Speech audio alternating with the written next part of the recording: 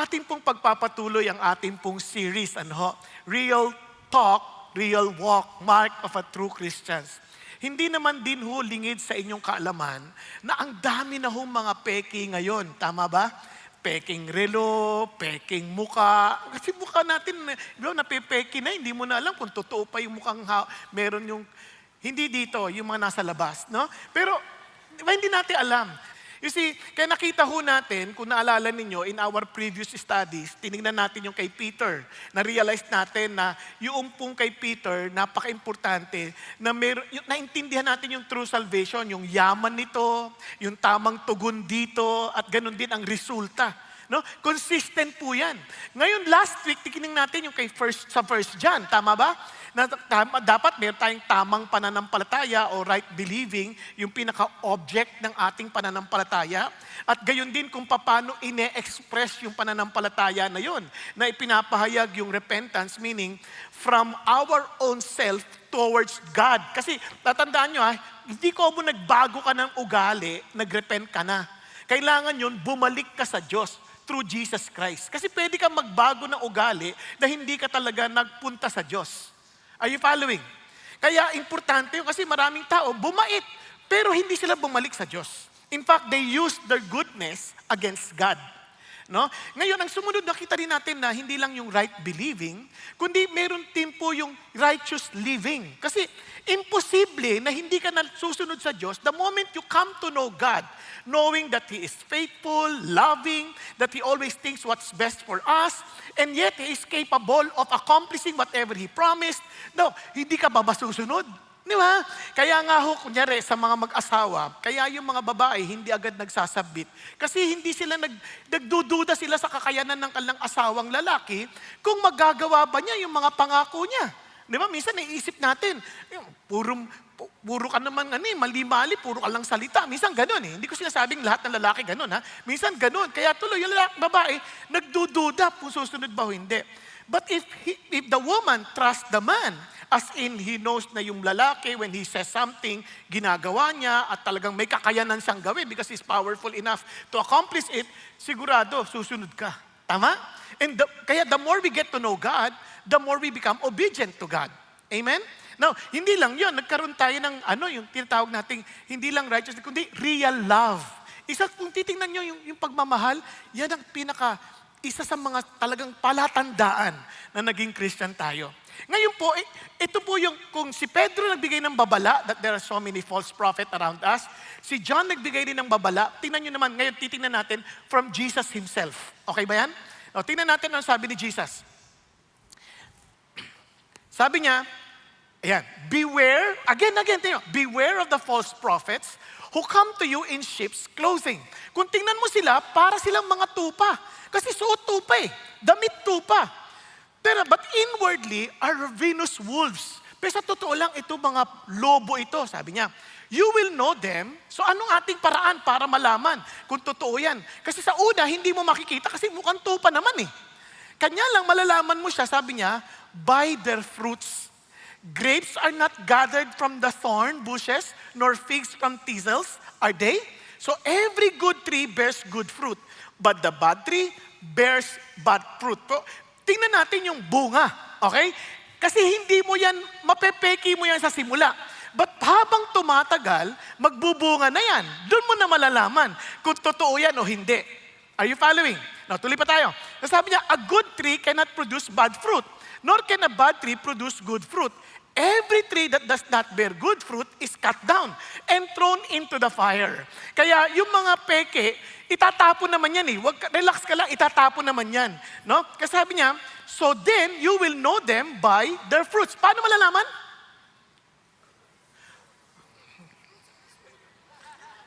Ulit. Paano? By their fruit. Now, listen to this. Naalala niyo, sabi ni Jesus in one of His teachings, ang ginamit niyang metaphor ay si God, the gardener, at siya yung vine. So sa Tagal, siya yung puno. Tama? Now, kung yan ay si Jesus ang puno, ano ang bunga? Di ba? Kung ang mangga, ang puno, anong bunga? Mangga, obviously. Hindi pa pwedeng iba. Kung mansanas ang puno, anong bunga? Mansanas. Kaya ganun din, if Jesus is really in us, anong bunga? Jesus. Tama? So how would we know? Kaya alam ni Jesus from the very beginning, nung siya po ay talagang nandito sa lupa, klaro sa kanya ang kanyang end in mind. Klaro siya that He is to save people and to make these people part of the church that He will build. Kasi the church is the body of Jesus Christ. Kaya habang lumalaki yung bunga na yan, yung church lumalakas. Nagkakaintindihan tayo. Kasi yung lumalaki yung katawan lumalaki yung katawan. Kaya everyone who claims to be of Jesus, ibig sabihin siya ay bahagi ng katawan ni Jesus Christ. Are you following? Kaya yung church ngayon is to be known as reflection or the very reflection of Jesus. Kasi Jesus being the head and the body, yung church, yung assembly. Are you following? Kaya tingnan natin ngayon kung paano yan nagagawa.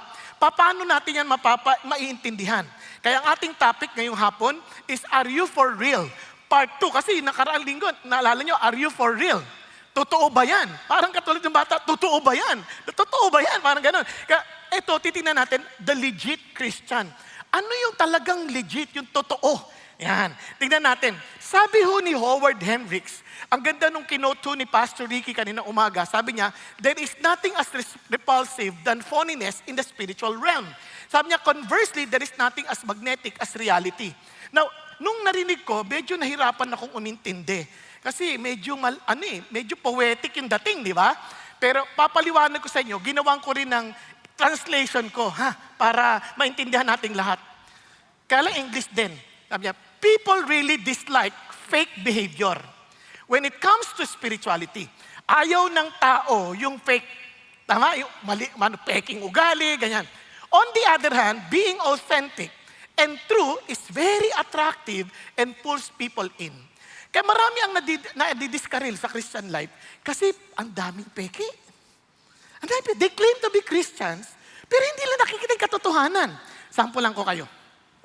Isa sa palatandaan ng Christian, sabi ng Bible, di ba? Seek first His kingdom and His righteousness and all these things shall be added unto you. Di dapat walang worry, no? Kasi yun ang topic doon, walang worry. Ang daming Christian, worry ng worry. Katuloy ba? Totoo ba yung Christian na yan? Ba't ikaw worry ka ng worry? Ganyan, di ba? Kaya pagka gusto mong hindi masira, tingnan mo yung katabi mo. Yan, walang ka-worry-worry. Napansin niyo ba? Ang sarap ng tulog niya eh. Yan ang halimbawa ng relax na buhay, di ba? Now, balik tayo ulit. Sorry, ako nagwo-worry sa'yo eh. Now, balik tayo. Tingnan nyo, marami mo sasabi, the Lord provides. Pero, nandadaya sa trabaho, di ba? Pag-isipan niyo mabuti. Nagdadaya sa eskwelahan, kaklaim nila, the Lord gives us wisdom. Pero, nangungopya. Di ba, ang lungkot nun? Para tuloy yung mga classmates, totoo ba yan? Nangungopya ka nga eh. Di ba? Kaya, ang lungkot na hindi lang makita yung realidad doon sa katotohanan na sinasabi ng Bible tungkol sa Christians. Okay po? Kasi nga, ang problema nila, hindi ka pa nila kilala. Apakasa sa katabi mo, buti na lang, totoo ka. Parang hindi nyo masabi, no? Parang biglang, totoo kang fake. Naniniwala akong hindi kayo ganyan. Naniniwala akong totoo kayo. Kaya balikan natin, ha? Kaya nga, are you for real? Okay, part 2, the legit Christian. Now, tatlong truth na dapat natin maintindihan. The real talk, total, yan naman natin series. Who we say Jesus is. The real thing, di ba? Yung mindset natin. What we set our minds on. Saan natin nakatuon yung isip natin. Kasi yung Christians, pare-pareho yan, meron isa lang tinitingnan na kaisipan. Then the real walk, how we live our lives. Paano natin ito ipinamumuhay? Kasi Christianity is so practical na ito ay makikita natin, may pamumuhay natin. No? Kaya tingnan ho natin isa-isa. Real talk. Kaya anong ibig sabihin yan? Who we say Jesus is. Now, tingnan niyo po, dito po yung pivotal part na nangyayari na doon na sila sa Caesarea Philippi.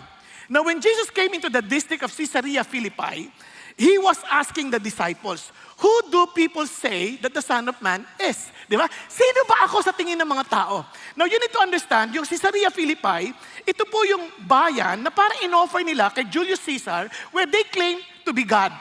It's a very paganic place. Ano po, talagang sobra silang idolatrous. In fact, ang kanilang Diyos-Diyosan na sinasamba dyan ay mga, yung tinataglang panyas, yung mga pan. Yung parang si Peter Pan, ganyan. Naalala nyo, yung kalahati ay, yon. Naintindihan niyo? So, ibig sabihin, ito yung kanilang sinasamba. And yet, in this particular place, tinatanong niya, ano ang tingin ng tao tungkol sa akin? So, ang liwanag dito, at doon din sa lugar na yon, doon siya gumawa ng himala na nakakita yung bulag. Okay po? Now, sabi niya, sino sila? Sa tingin nila, sino ako? Ito yung sagot nila. Sabi ng iba, ikaw daw po si John the Baptist, yung iba naman Elijah, yung iba naman Jeremiah, at iba naman one of the prophets. So sa madaling salita, John the Baptist. Sino ba si John the Baptist? Kasi si John the Baptist, siya yung supposedly forerunner ng darating na Christ, yung magliligtas. Siya yung magsisimula at maghahanda ng daan. And that this guy is willing to die for his faith. Ngayon sa Matthew 14, napagkamalan talaga si Jesus na siya yung John the Baptist na nabuhay magmuli. Kasi pinatay ni Herodes pinugutan ng ulo si John the Baptist biglang nakita niya si Jesus, nagpe-perform ng miracles, nagpe-preach. Sabi niya, siguro nabuhay siya magmuli. So they thought na siya yung si John the Baptist. Yung iba naman Elijah, kasi iniisip nila si Elijah will one day, ganun din, magpe-prepara din ng daan para kay Jesus who will be coming. Yung Messias na ina-expect nila, kaya mababasa yun sa Malakay 4:5, na darating muna yung katulad ni Elijah who will restore the family at yun, darating ngayon ang Panginoong Diyos. Nakuha ninyo?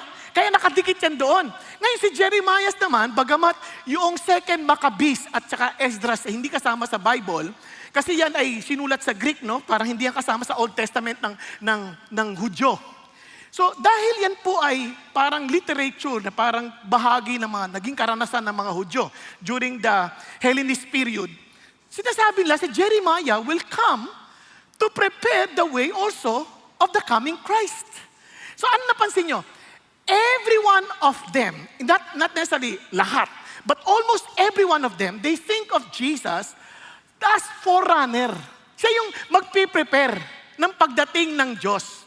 Kaya ang tingin ng iba, one of the prophets. Now, hindi lahat ng tao magandang tingin kay Jesus. Hindi lahat ng tao.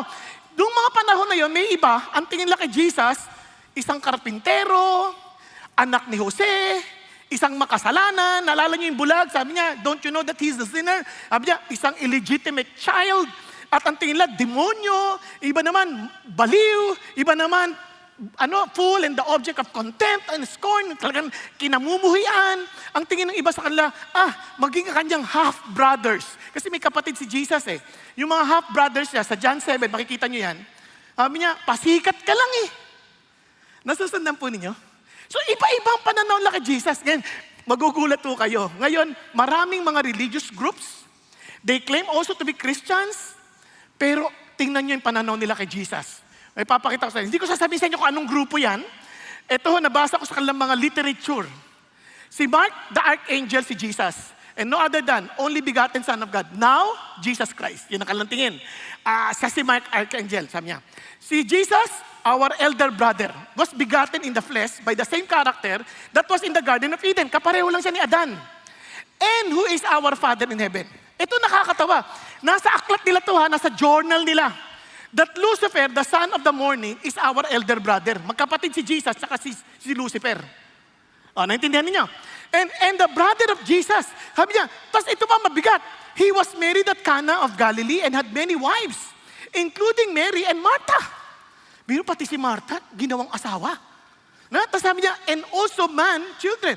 And Jesus was the first baby born to God in heaven when God in a physical body had sexual intercourse with Mary, his own daughter.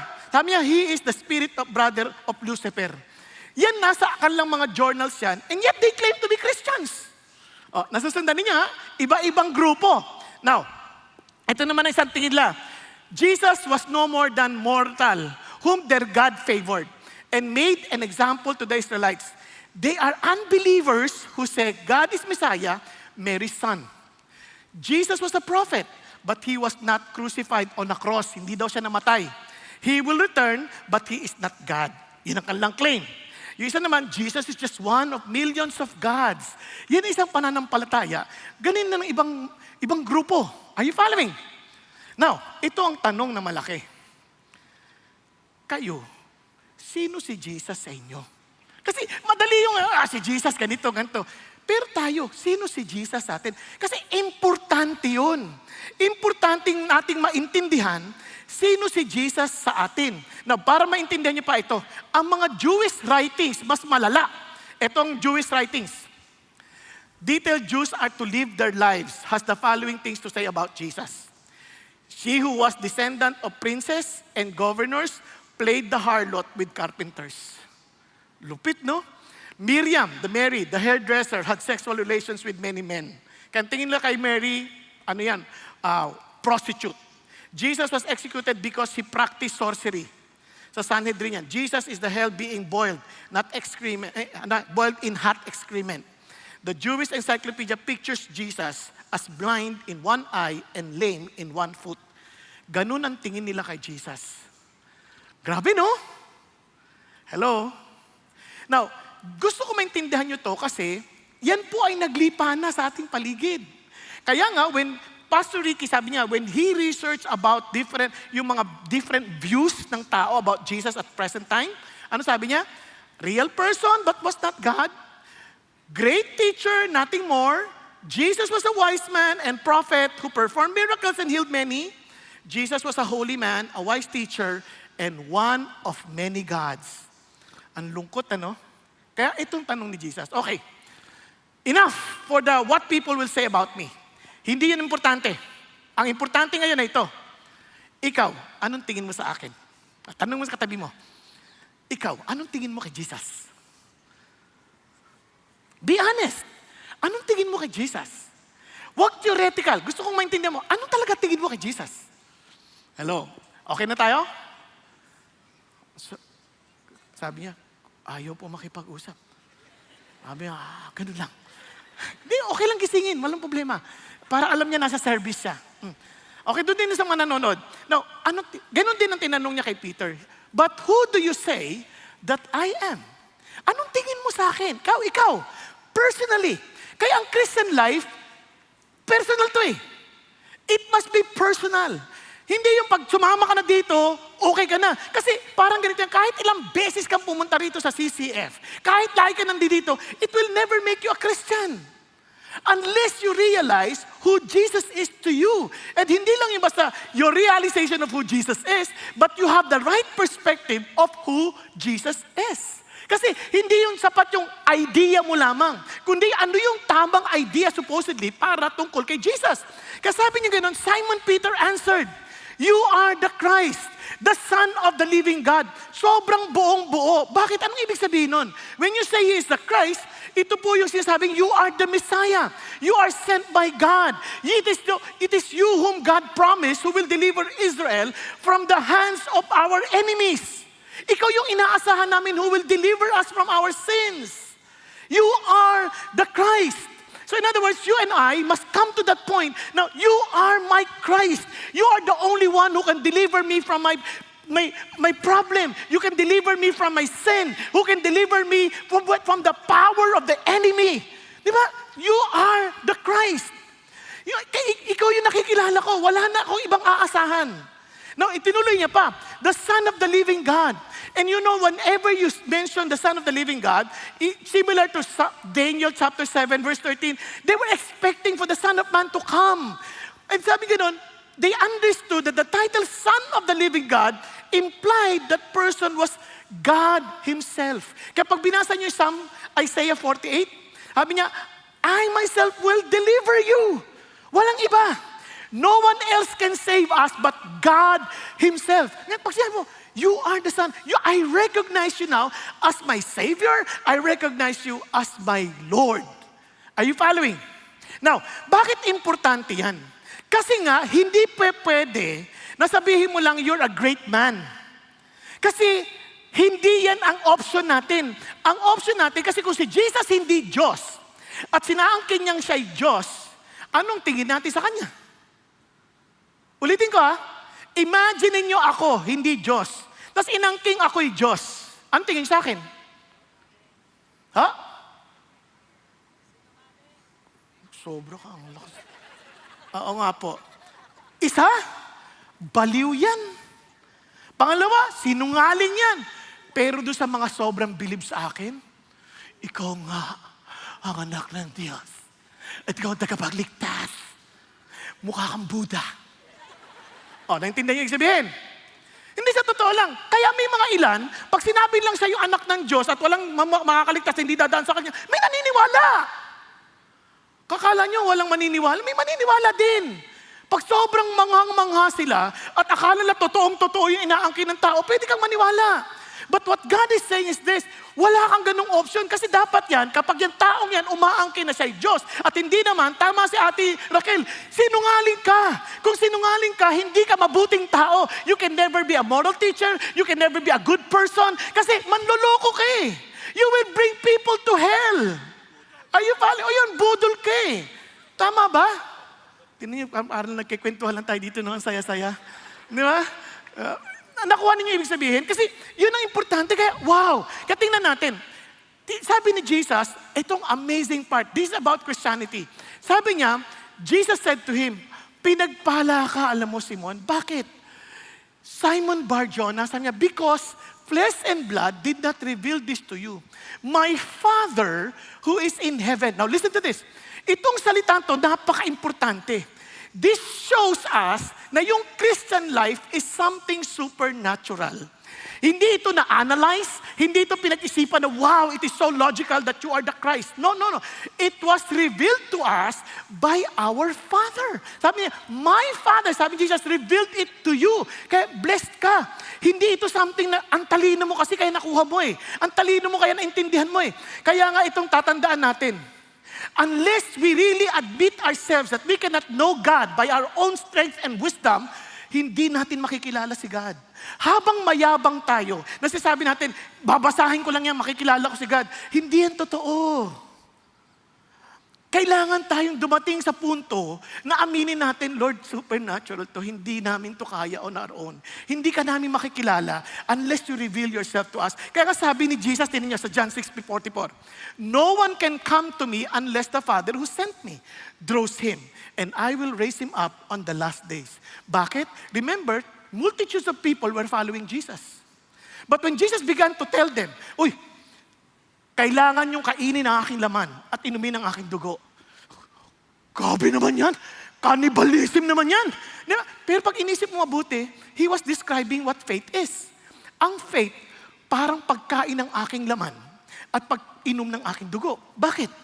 It affects you. Kayo yung faith na walang epekto sa atin, fake yun. Kasi ang totoong faith, naapektuhan ka. Tingnan ninyo, naalala ko na sa Turkey kami one time, sabi nung kasama namin, grabe amoy nila, ha? Amoy tupa. Sabi ko kasi, yung kinakain mo, nagiging isa na kayo. Tama ba? Pag kinain yan, magiging kabahagi na ng katawan mo yan eh. Kaya sabi niya, kaya wag ho tayo magmalaki. Kasi baka sa kanila, amoy tupa sila. Dahil yung kinakain na madalas. Tayo, amoy baboy. Hello? Ayaw man nating aminin, yun ang amoy natin minsan eh. Yung iba naman, amoy gulay, kasi vegetarian. Kaya, hawig sa kambing. Hindi, kasi kinakain natin eh. Pansinin ninyo, yung ibang mga lahi na ang pagkain na talaga maamoy, iba eh. Sabi ko sa kanila, hindi ba kayo, ito walang galang lang, sabi ko, hindi ba kayo nasasangsangan sa amoy nyo? Hindi, yan ang mabango. Yung amoy sibuyas, ang bango niyan. Nakakaakit siya, ganun.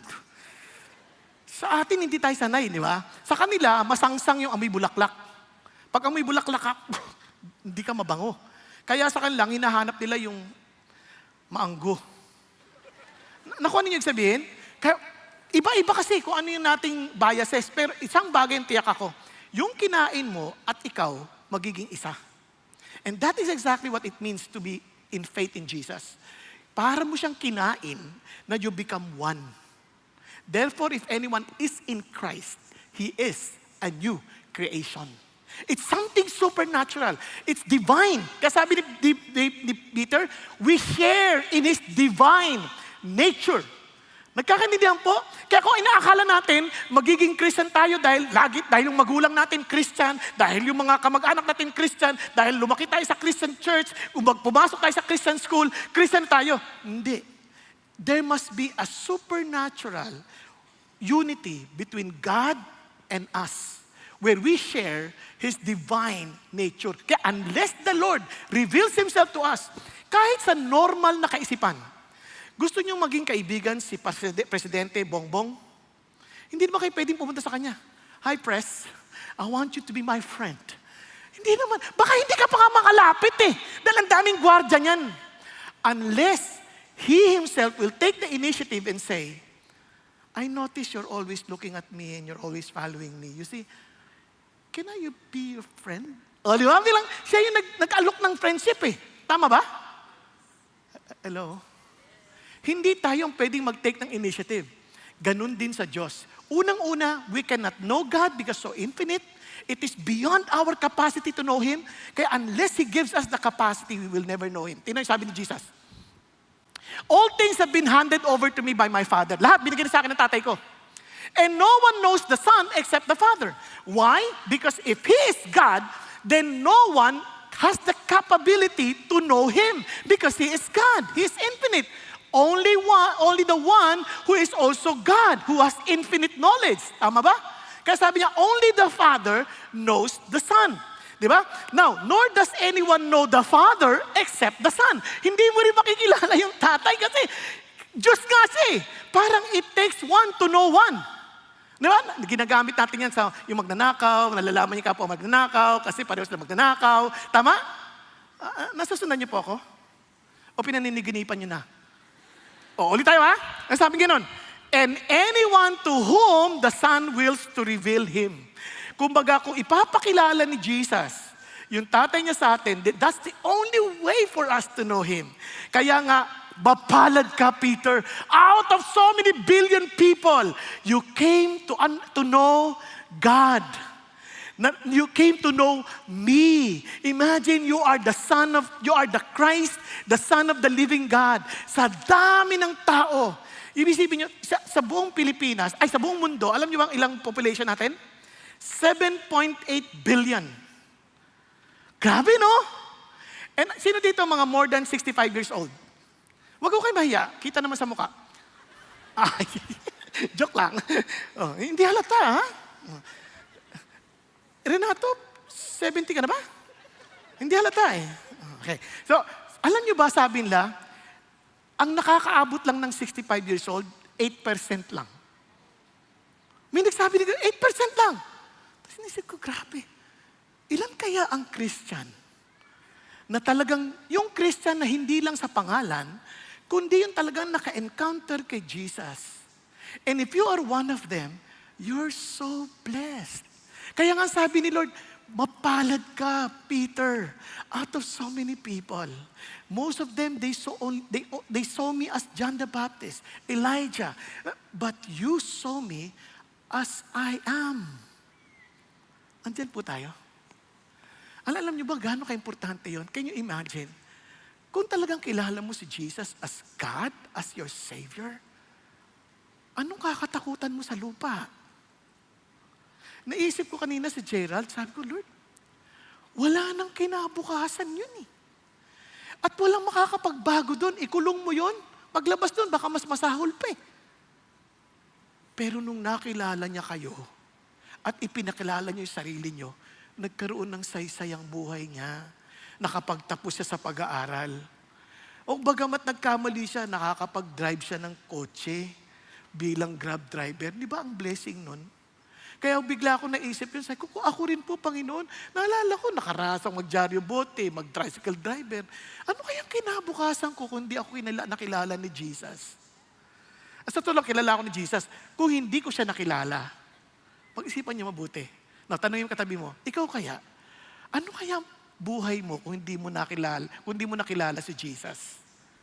Tanong mo.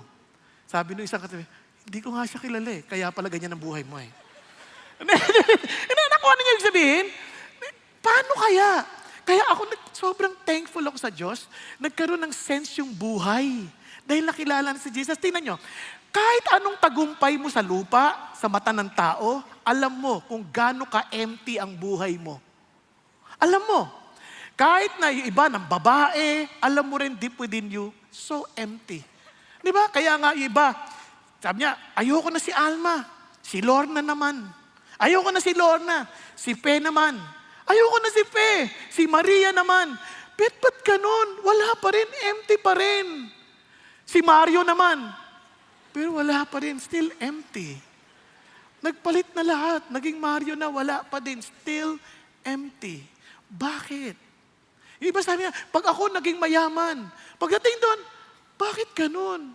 Nabibili ko yung gusto ko, pero at the end of the day, I still feel so empty. Parang walang nangyayari. Yung iba isip nila, pag nagumwapo ako, nagpaayos ng ilong, nagpaayos ng kilay, tinato na lang. Sabi niya, ba't ganun? Parang wala pa rin. Parang same pa rin yung pakiramdam. At first, yes, I'm excited, pero after a while, wala na. Wala na nakapansin na tumangos ang ilong ko. Dahil bakit? Kasi inayos lang siya, eventually, maiisip pa rin nila, alam mo, nagbago ka, ano? Iba na itsura mo ngayon. Pero, wala kang magagawa. Tatanda at tatanda ka pa rin. At kahit anong ayos niyan, babalik pa rin ulit sa kulubot. And you will feel so empty. Are you following? Kaya sabi ng Lord, ito ang totoong blessing. That I am eternal and revealing myself to you. And my Father revealed it to you. You're so blessed, Simon Barjona. Sa totoo lang, naintindihan ba talaga ni Simon yung sinasabi niya? Alam niyo bang sa totoo lang, hindi niya rin naintindihan lahat ng lubos na lubos yun. At first, yes, the Lord revealed it to him, pero hindi niya lubos na naintindihan yun. Paano ko nalaman? Mamaya, abangan ninyo, kaya huwag kayo matutulog. Pero dito muna tayo kay Jesus. Ano ba talaga si Jesus? Now that He revealed Himself to them, alam niyo bang He kept on telling them about this, that He declared Himself to be God.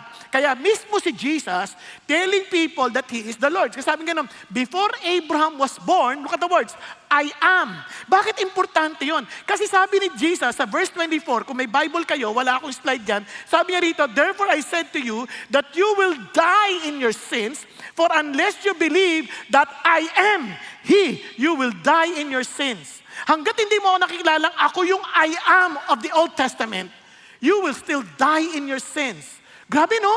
Si Jesus nagsabi nun. Importante yun. Ngayon nga ho, may mga ilan nagtuturo, pinag-aaway yung I am ng Old Testament kay Jesus eh. Sabihin nila, yung I am noon, yung Yahweh, masama yun. Itong si Jesus ang iba, babait, kaya magkaaway. Hindi na intindihan. Iisa lang yan.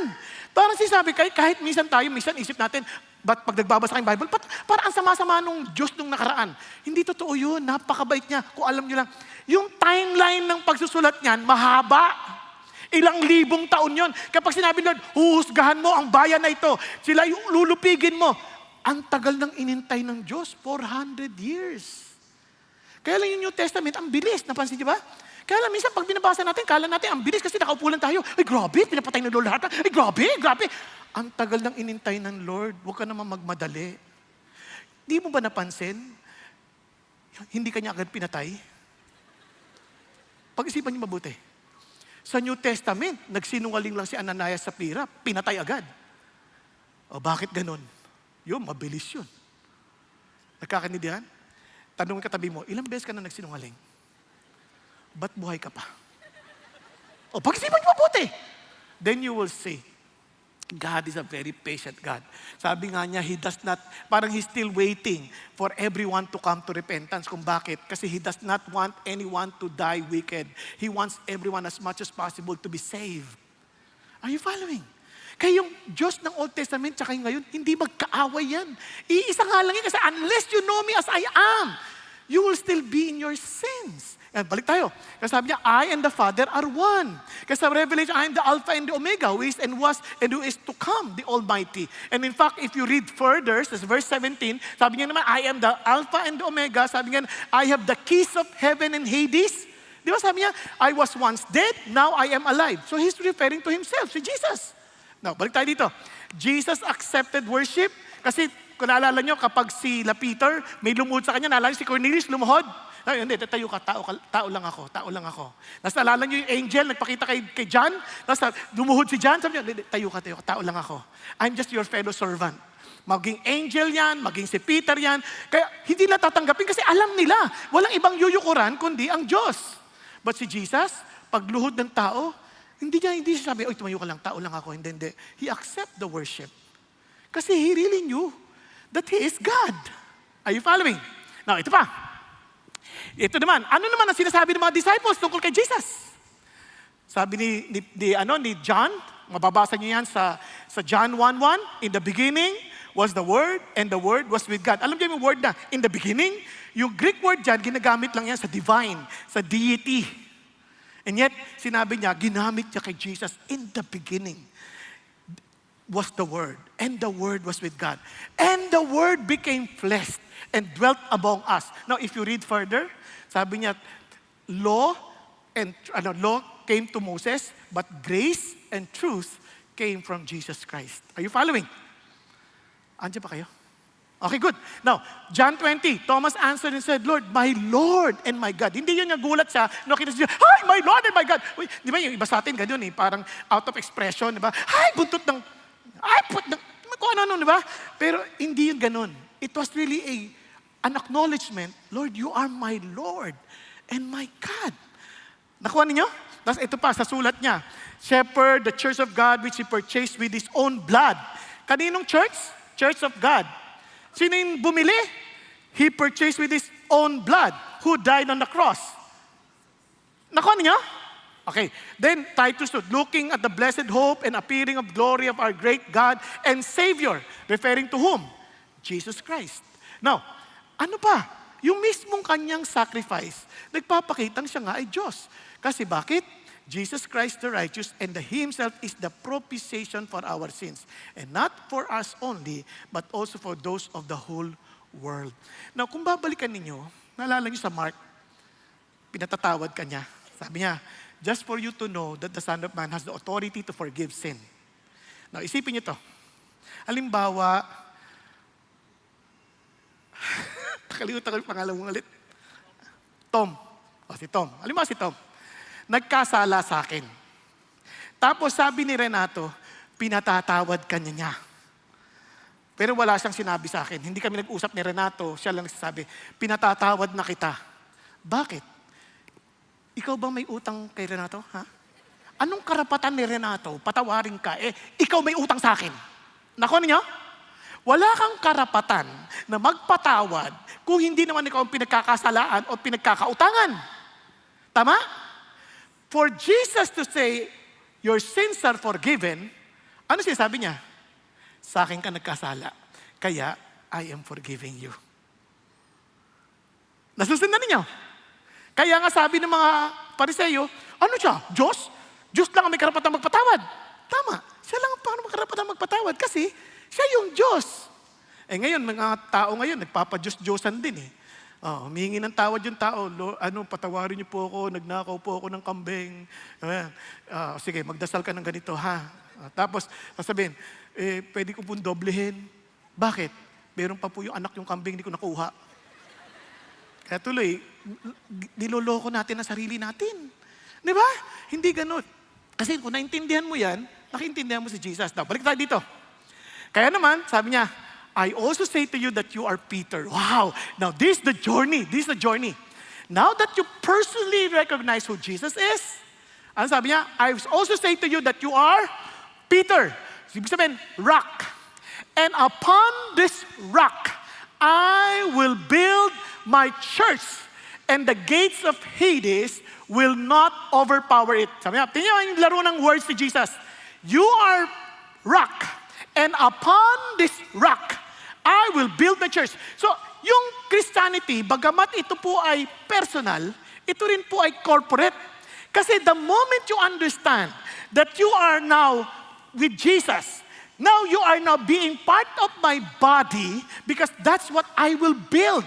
I will build the church. Nagkakaintindihan? Kaya hindi ka pwedeng soloistang Christian. Kaya you say, Christian ako, pero you don't belong to any local body. Niloloko mo yung sarili mo. You're not even involved to a local body. Bakit? How can you exercise love kung hindi ka nakasama sa isang local body? Hindi niyo ba napansin kaya naaasar tayo minsan sumama sa D-group? Kasi nakikita mo lahat ng kalokohan ng maraming tao dyan. Parang chismosa sila. Lagi na pinag-uusapan. Mga hipokrito sila. Kaya nga makikita mo, kaya pala inutos ng Diyos, mahalin ko sila. Kasi mga chismosa sila. Mga hipokrito sila. Ang hirap mahalin. Pati pagkainan, ang tatakaw nila. Hindi sila nagtitira. Tapos ang iingay nila, tapos pag ako nagtuturo, tulog sila. Pag-isipan nyo, doon nyo lang malalaman ng pag-ibig. Tingnan nyo, maraming kinasal, lito sa pag-ibig. Di ba? Nangangako, wala na akong ibang iibigin pa, kundi ikaw. Nung nakilala niya na, yung napangasawa niya, bungangera pala to. Mabuti pa yung sekretarya ko.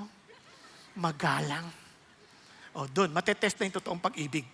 Doon mo na maintindihan, yung pag-ibig ko pala, damdamin lang.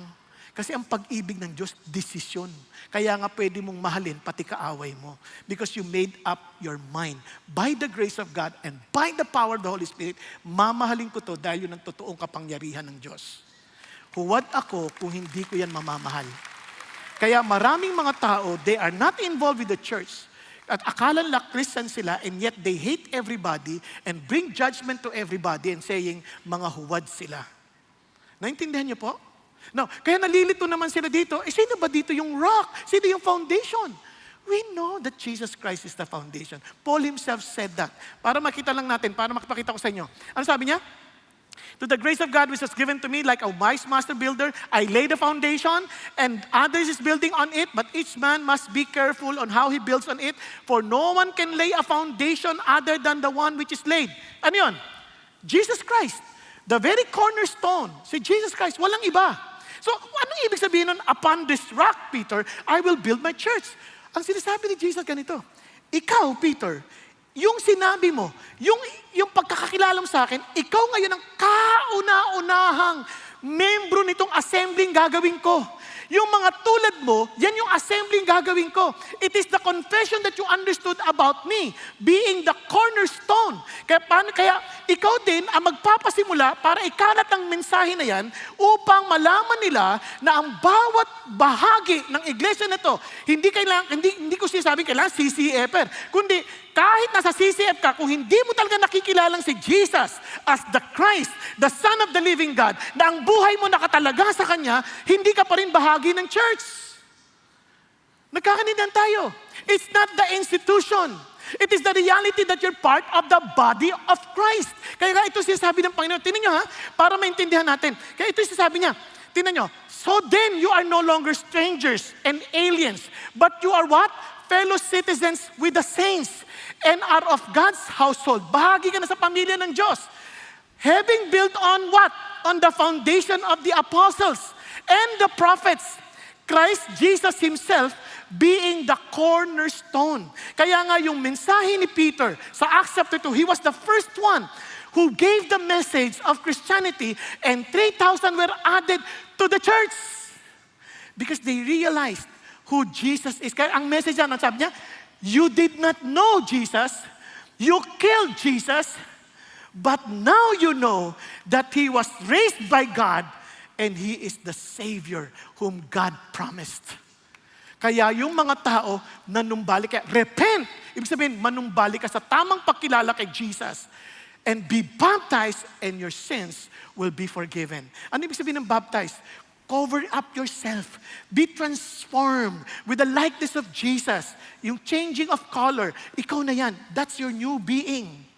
Nagkakaintindihan po? Kaya sabi ng Panginoon, eto yun. Kaya huwag kang malito. Kaya nga, ito ang journey ng Christian life para maintindihan nating lahat. Okay, sabi niya, blessed are you, Simon Bar-Jonah. I also say to you that you are Peter. Alam mo ba? Ganyan na sinabi ni Jesus nung nakita sila sa sa John, nung nakita sila ni Peter. Sabi niya, tinitigan niya ng gusto si Peter. You are Simon, son of Jonah, or Bar-Jonah, or son of John. You shall be called Cephas, or Peter, the rock. Ano ibig sabihin nun? Yan ang journey ng Christian life. One, you are like a reed. You're dead in your trespasses and sins. Nadadala ka lang kung saan dali ng hangin. Para kang tambo. Nakuha niyo? You're son of John. Ibig sabihin, para kang kalapate. Bata pa lang. Learning how to fly. Walang stability. Lilipat. Walang direksyon. But the moment you understand that you belong to me, bigla kang magiging Pedro, magiging rock, matibay, stable, may direksyon pag ibinato. Nagkakanilan tayo. Teka, Lord, hindi niyo ba alam na i-deny ka niyan 3 times?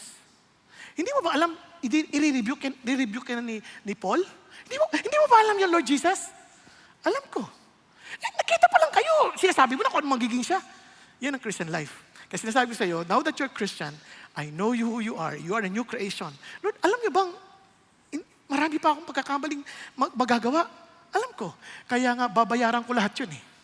Kaya nga mapapako sa krus. Kaya nga maibibigay ko ang banal na Espiritu sa iyo para one day you will become like me. Kaya huwag kang ma-discourage, parang hindi mo pa nakikita because that's a real journey. You become part of the church, then kaya sabi ng Lord, carry one another's burden and fulfill the law of Christ. Kasi hindi mo magagawa yan away from the other parts of the body kasi we need to work together so we can fulfill the law of Christ. Andyan pa kayo? Kaya nga, pansin niyo po, lagi natin binabanggit, kailangan natin makakonect. Kailangan tayong mag-connect. Di ba? Kaya sasabi natin, hindi pa pwedeng, ayoko niya, mahiya ako kasi, hindi mo naintindihan. Akala ko ba kay Kristo ka na? Dapat wala kan, pwede bang mahiya yung kanang kamay sa kaliwa? Nahiya ako kasi may peklat ako sa kanan eh. Sabi ng kaliwa, huwag mo intindihan yan, isang katawan lang tayo. Di ba? Nagsisilbihan tayo. Nakuha ninyo? Kaya yung mga mapangutya ng kapwa, baka hindi talaga part ng katawan yan. Kasi sabi yung, may peklat ka, hindi kasali dito. Di ba? Hindi, magkaisa lang katawan tayo eh. Alam, magsuntukan kayo. Kaya mag-google kayo mga Christian, nagsasabi, away silang away, baka hindi sila part ng katawan. Baka kuto sila, inaaway yung kamay. Inaaway yung ulo. O kaya lamok, na kinakagat-kagat. Di ba? Kasi kung tayo magkabahagi ng kamay, tinan nyo ang epekto. Pag nangati ang kaliwa ko, ano epekto ng kanan? Kakamuti ng kaliwa. Sabi niya, huwag ka nang mangati, andito ako. Hindi man siya nagsasalita, pero nagkakaintindihan sila. Are you following? Hello? Kaya sabihin mo sa katabi mo, sige na, tulog ka lang. That's the essence of the body. Kaya hindi natin ma-appreciate minsan because we're not connecting. We're not connecting because if we're part of Jesus, we will connect. Are you following? And look at the authority. Kaya alam mong si Jesus, tinutukoy niya sa church. Hindi yung tao, hindi yung ano. Ito sabi niya, tingnan mo. Sabi niya, I'll give you the keys of the kingdom of heaven. And whatever you bind on earth shall be bound in heaven. And whatever you loose on earth shall be loosed in heaven. Then he warned his disciples that they should not tell one that he was the Christ. At that time, huwag niyo muna ipagsasabi, you're not yet ready. Now, bakit? Tingnan niyo I'm giving you this authority. Binding and loosing. Napansin niyo ba yan? Kasi siya yung unang membro ng church.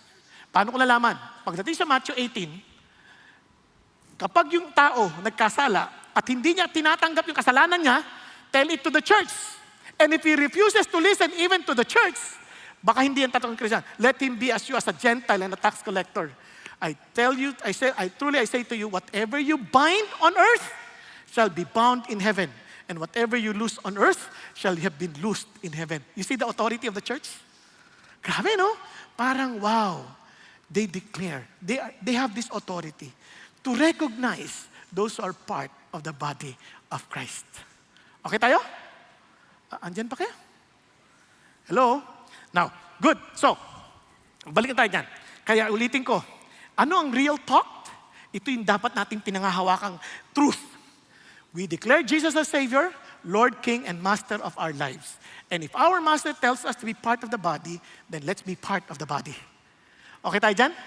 Huwag natin isipin, nahihiya ako kasi wala ako alam sa Bible. Kaya nga tayo sasama sa connect, para mag-connect tayo, para matuto tayong pare-pareho sa Bible. Tama ba? Wala akong oras eh.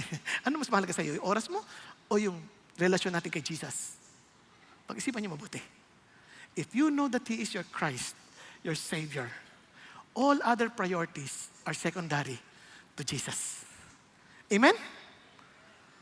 Parang malungkot kayo. Sabi? Di ba? Sa totoo lang. Kaya maging mag-boyfriend ka, mag-asawa ka. Now, imagine nyo to. No? Meron pong isang Iranian who became a Christian. Then he went to England, kasi papatayin siya, i-execute siya. Pagdating sa England, pagdating sa immigration, sabi niya, okay, bibigyan kita ng Bible quiz kung totoo ka. You have to answer correctly 150 questions. If you fail, you will be deported back to Iran to be killed. Kasi mapagkunwari ka. Isipin mo kung ganun ang testing sa atin. 150 Bible questions. At hindi ka pumasa, impyerno ka. Type mo. Buti na lang, isa lang ang tanong sa atin, sino si Jesus sa'yo? If you fail, alam mo na. Tama? Andiyan pa tayo? Good. Now, let's go to the second. Huwag kayong magalala. 5:30 tayo natapos. Anong setting ng ating mind? Anong setting ng ating mind? Pasensya na kayo, importante maintindihan natin to kasi sayang naman, andito na rin naman kayo. Sana maintindihan natin ito mabuti, ha? Kaya huwag niyo tulugan, sayang. Okay, balik tayo dito. Sabi niya, from that time, Jesus began to show His disciples that He must go to Jerusalem and suffer many things from the elders and chief priests and scribes and be killed and raised up on the third day. Biglang nagkikwento na si Jesus. Siyempre, tapang na po. Ako, mamamatay ako, magsasuffer ako. Teka. Yung alam namin Christ, tingnan mo, doon nyo maintindihan, hindi niya talaga lubos na intindihan yung revelation sa Kanya. Yung alam kong Christ, siya yung parang David eh. He will conquer the land and He will win and He will be the king. Tama? Yun ang kalang initial na naintindihan. Kasi sabi ni, nung sinasabi ni Jesus, mamamatay ako, magdudusa ako. Abay, sagot niya ganito. Peter took him aside. Tinabi ba naman? Sabi niya. At nirebuke niya si Jesus. Can you imagine? Nirebuke niya si Jesus. Eh sabi ganon, God forbid, Lord! Tinabi pa sinigawan naman. Bago ko nalamang sinigawan? Exclamation point to. Nakuha ninyo? God forbid, Lord! Sabi niya, this shall never happen to you. At sabi niya, pero si Jesus, biglang, tingnan niyo ako, ang pundasyon ng church ay si Pedro, yari na tayo. Bakit? Sabi niya kay Peter, pwede ba? Tumabi ka, Satanas! At type niyo, exclamation point din. Hindi sabi niya, tabi-tabi ka, Satanas. Pwede ba? Tumabi ka, Satanas! Bakit naman ganun? Sabi niya, you are a stumbling block to me. Yung word na stumbling block, you are a temptation to me. Sabi niya, for you are not setting your minds on Christ, on God's interest, but man's. Ano ibig sabihin? Now, here's the point. Ito si Peter, ang intindi niya, iba. Yung sa pagiging Christ at pagiging son of the living God. Ang isip nila, babalik na ang restoration na ng kingdom ng Israel. Pero hindi niya naintindihan, alam mo Peter, parehong-pareho ka nung tinetempa ko ni Satan sa wilderness. Ang sinasabi niya, lumuhod ka sa akin at ibabalik ko ito sa lahat. Hindi niya naintindihan, I don't need the world. I need to save the world. They need me. I am the only way for them to be saved. I need to suffer on this. I need to die on them. I need to take all this cross in order for them to be saved. It cannot be achieved by just doing things na parang ito gagawin ko para makamtan ko tong lahat. You're wrong, Peter. You are Satan to me. Because your interest is not on God, but on yourself. Your ways is not on God, but in yourself. Kaya minsan akala natin, we're doing things religiously na ginagawa natin sa Panginoon Diyos. Ang sabi ng Diyos, demonyo ka, hindi yan. You have to follow me. If you truly understand that I am the Christ, I am the Savior, then you have to trust me that I will do and save you. Not what you will do, but what I will do. Nakuha ninyo? Hindi ikaw, ako ang magliligtas sa'yo. Kaya pwede ba Satanas, tumabi-tabi ka? Kaya pag tinignan mo, buti sana kung nirebuke lang, Peter, you're wrong. Hindi, talagang in-address Satanas. Ang lupit, sabi ko, Lord, ganun lang. Kaya ang mundo, naintindihan nyo, last week, sabi natin, dalawa lang yung pamilya ng demonyo, pamilya ng Panginoon Diyos. At alam mo kagad, kung obvious na kagad yan, bakit? Yung interest mo, nasa Diyos. Hindi sa lupa. And alam nyo ba, marami nagpupunta sa church gathering tulad nito? Hindi naman Diyos ang hinahabol nila. Anong hinahabol nila? Para may mabentahan sila ng insurance.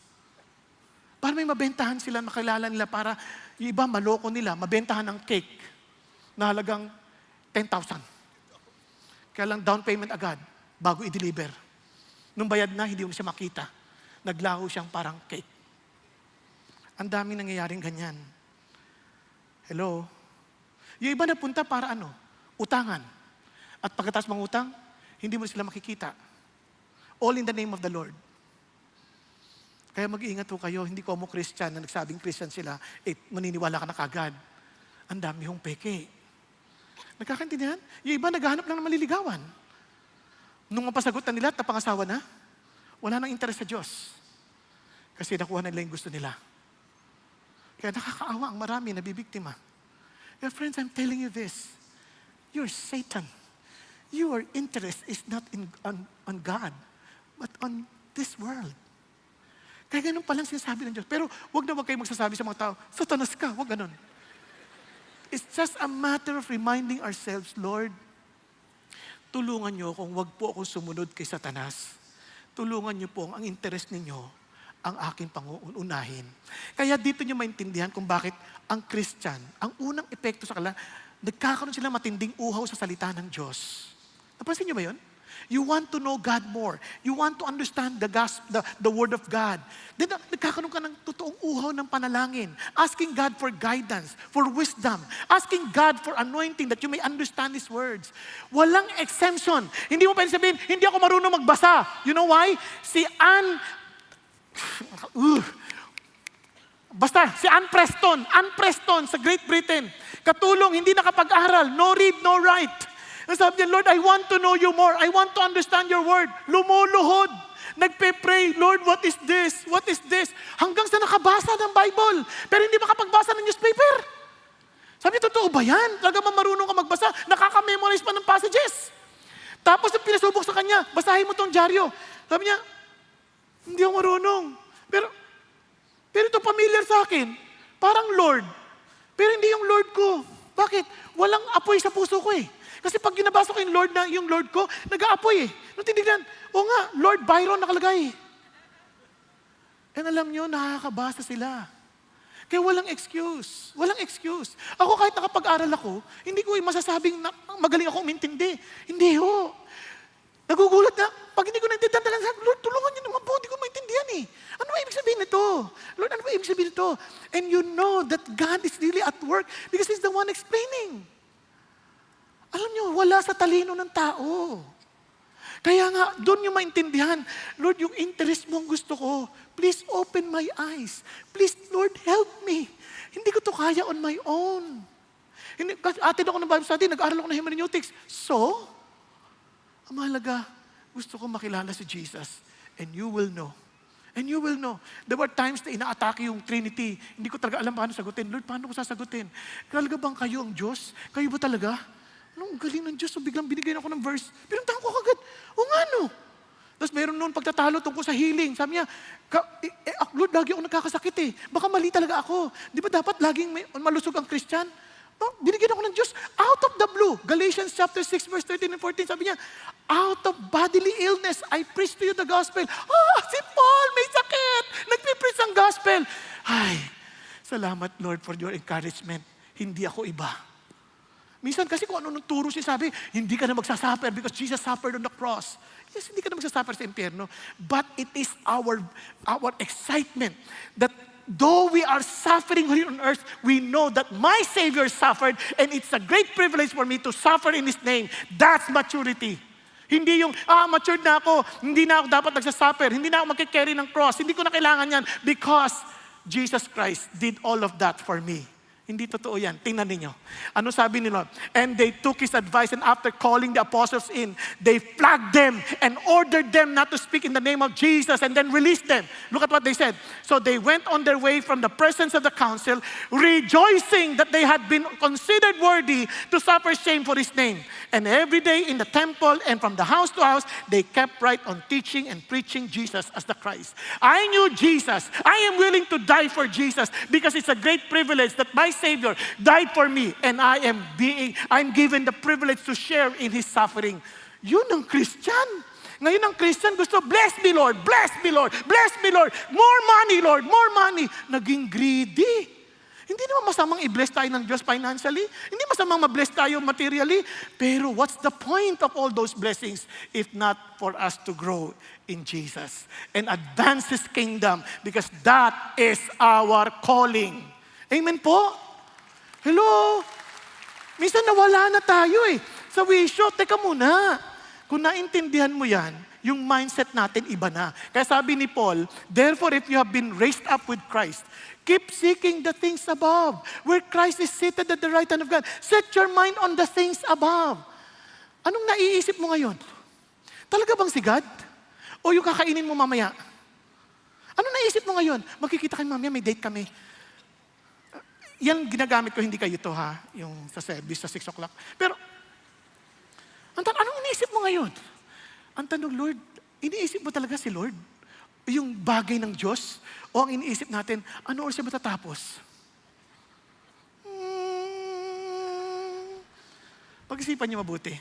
Now, look at this. Kaya nga, therefore I urge you, brethren, if you do understand the gospel, sabi niya, offer your bodies, not your minds, your whole body, as living sacrifices. Imagine, living sacrifices. Pag sacrifice, patayan. But when you say living sacrifice, every day of your life, you are to die to your preference and follow God. Amen? Kaya sabi niya, do not conform into this world, but be transformed by the renewing of your mind. Yung mindset mo bago na. Ano yung mindset mo? Then you will prove that God's will indeed is perfect, holy, and acceptable. Amen? Biglang, Lord, talagang iba ka. Iba yung will mo. Praise God. Di ba? Kakaiba yung effect kasi naintindihan mo ng bigla. Kaya naman, kahit anong dumating na bagyo sa buhay, we do not lose heart. Bakit? Bagamat our body is decaying, our inner man is being renewed day by day. For moment, light affliction is producing for us an eternal weight of glory far beyond all comparison. Bakit? Because our mindset is now focused on what? Not on the temporal, but on the eternal. Pag-isipan ninyo, ang buhay natin, sandali lang yan. Hindi mo napansin? Ang bilis, no? Kanina pinag-usapan namin, mga edad namin eh. Parang yung kuya ko, ganun na edad. Ako, ganun na edad. Yung lahat kami, tumatanda na. Mukha na lang namin di nagbabago. Joke lang. Pero one thing is sure, lahat tayo. Ano sabi ng kanta? Tatanda at lilipas din kayo. Sorry, lahat tayo. Naintindihan? But focus on the eternal. Lord, kahit tatanda ako, I will be for eternity. I'll be passing by. Amen? So let our mindset be there. Huwag natin masyado pag-usapan, mahal naman ang gasolina, sa Tuesday, tataas na naman. Huwag kayo doon magtumingin. Nagpo-problema ka sa gasolina, wala kang masasakyan. Ang ibig sabihin, the Lord will take care of that. Just focus on what God wants us to accomplish. That's Christian life. Amen? And finally, ito mabilis na tayo kasi, ito na, sabi ng Panginoon Diyos. Let's go to the, kaya anong real mindset? We set our minds on what is most important to Jesus. So, finally, real walk. How we live our lives. And this would be very fast. Ang sabi niya, paano ba tayo mabubuhay? Now, let's look at this. Then Jesus said to his disciples, if anyone wishes to come after me, he must deny himself, take up his cross, and follow me. Alam niyo, akala ng ibang tao, pagka sinabi gano'n, if you want to follow me, kasi kung sumunod, deny yourself. What do you mean by deny yourself? Ano ibig sabihin ng take up your cross? Ano yung magsusuot ka lagi na may cross? O follow me? Ano ibig sabihin nun? Alam niyo, simple lang, para mabilis tayo. God wants us to have a 3D Christian life. 3D. Kahit saan anggulong tingnan, Christian ka talaga. One, you have to deny yourself. It's not about you. It's all about Jesus. Amen po? Then sabi niya, take up your cross. Yung word na take up your cross, sa mga panahon na yun, the moment you see a person carrying a cross, that person is dead. He's a walking dead person. Patay na yan. Okay ba yan? Patay na yan.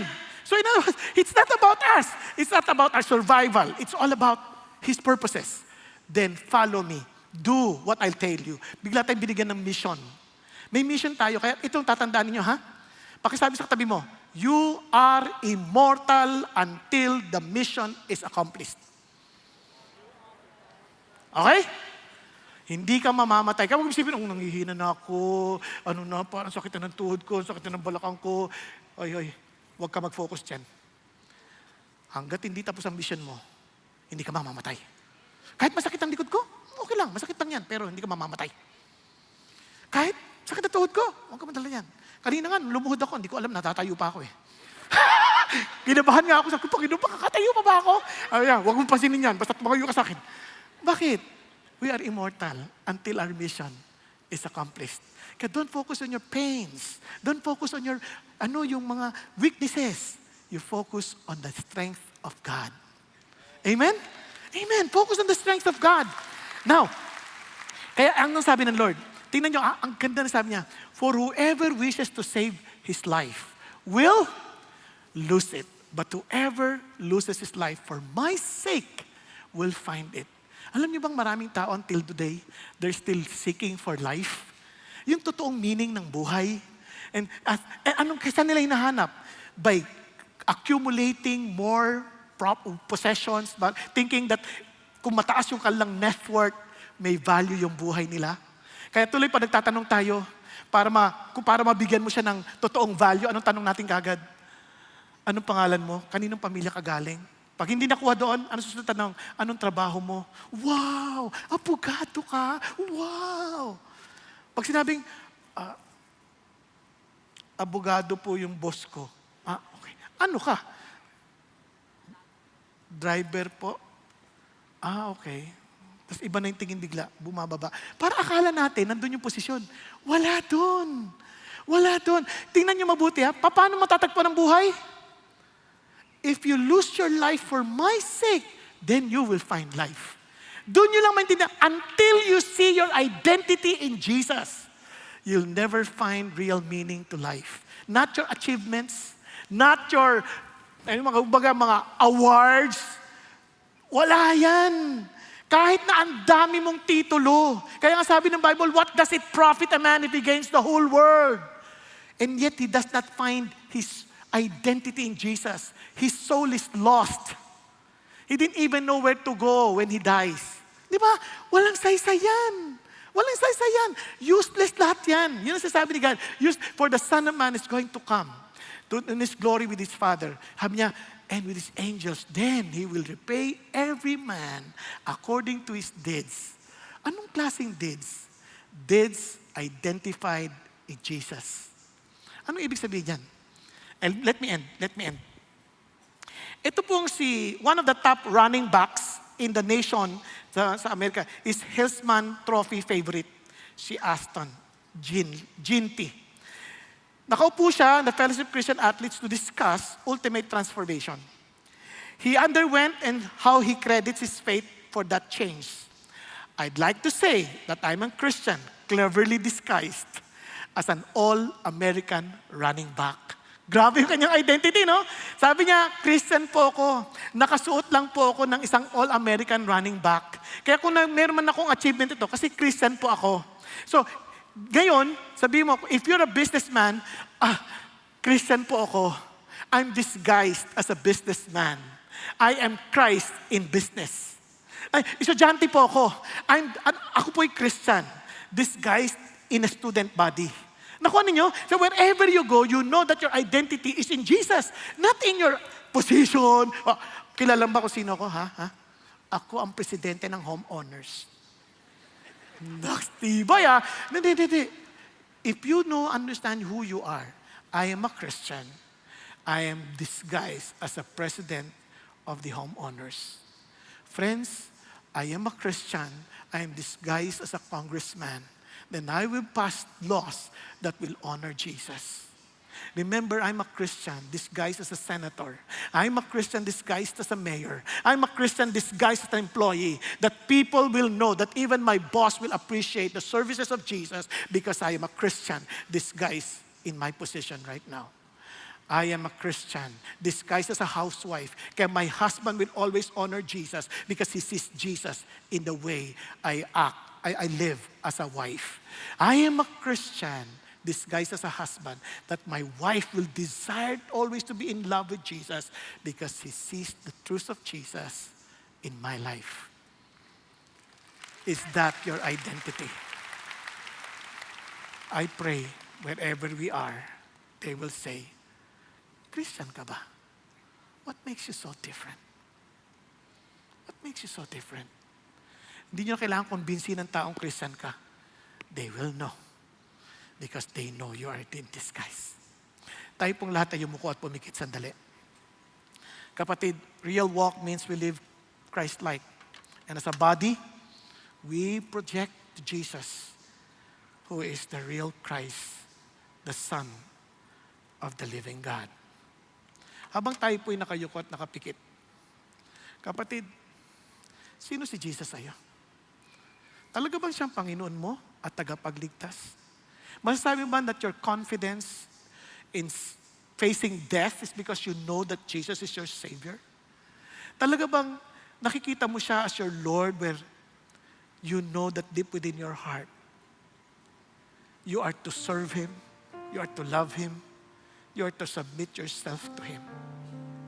Kapatid, you ask yourself, talaga bang si Jesus ang Kristo? Kaya who do you say Jesus is? Ikaw, personally. Can you also honestly say, Lord, I belong to your body. I belong to you. Kaya naman, Panginoon, ang mindset ko ngayon ay kayo na. Kapatid, maaaring sabihin mo, hindi pa ako ganun eh. Then praise God. At least you know. And you know that you need Jesus. And ganun din, Lord, help me to find my identity in you alone. Where I will really find my joy. Because feelings changes. It's not permanent. But Jesus never changes. Kaya if you find your identity in your feelings, nawawala yan. Nagbabago yan. Find your identity in Jesus, who is the beginning and the end, who is the same yesterday, today, and forever. Now before I close in prayer, may I challenge everyone. Kapatid, kung hindi mo sigurado anong identity mo kay Jesus at hindi mo kilala si Jesus, then be humble enough to admit, Lord, hindi ko po kayo talaga lubos na kilala. I want to know you more. Kung ganun po ang loobin ng puso mo, be humble enough to admit it by raising your hand. Lord, I want to know you more. Yes, wag ka mahiya. Yes, Lord, I want to know you more. I want to really understand that you are my Savior, that you are my Lord, that it will really bring a little change in my life. Lord, oo, si Peter hindi agad nagbago, and yet, Lord, thank you that at the end of his life, indeed, he was a Peter willing to die for you upside down. Thank you, Jesus. Yes, kapatid. Yes, be honest. Yes, hallelujah. Hallelujah. Thank you, Jesus. Yes, hallelujah. Thank you, Lord. Lord, thank you, Lord, for these hands na nakataas, Panginoon, acknowledging they want to know you, Lord. They don't want to know religion. They want to know you personally, that they can personally declare, you are the Christ, the Son of the living God. Thank you, Jesus. Nang aming mindset is to please you.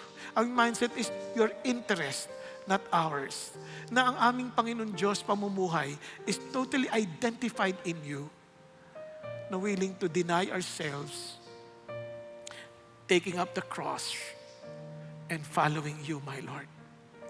Thank you, Lord. Father God, I thank you for all these hands. And I pray for them, oh God. I pray, Lord Jesus, to move into our hearts. Open their spiritual eyes. Open their spiritual hearts, oh God, that they may see you. Lord, reveal yourself to them, oh God. And allow them to leave the place rejoicing, Father God, because they knew that they're blessed because you revealed yourself to them, oh God. Thank you, Jesus. Hallelujah. Thank you, Lord. Thank you, Father in heaven. And I pray not only for them to have that revelation of who you are, but allow them to experience the reality of who you are, oh God, in their own lives.